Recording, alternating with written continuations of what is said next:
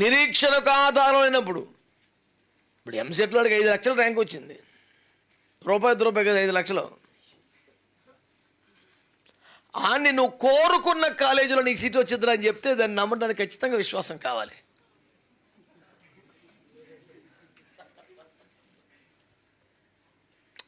Top 10లో ర్యాంకుని పట్టుకొని నువ్వు పట్టుకొని నువ్వు ధైర్యంగా ఉండు, నీకు మంచి కాలేజీ సీటు వస్తుందంటే అది ఎవడో నీకు అని పిచ్చా చేదస్తావా, నాకు రాకపోతే ఎవడికి వచ్చింది అంటాడు. నిరీక్షణకు ఆధారం ఉండగా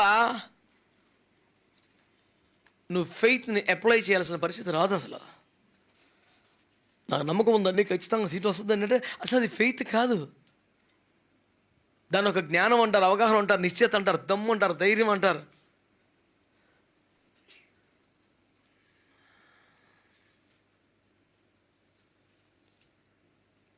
అబ్రహాము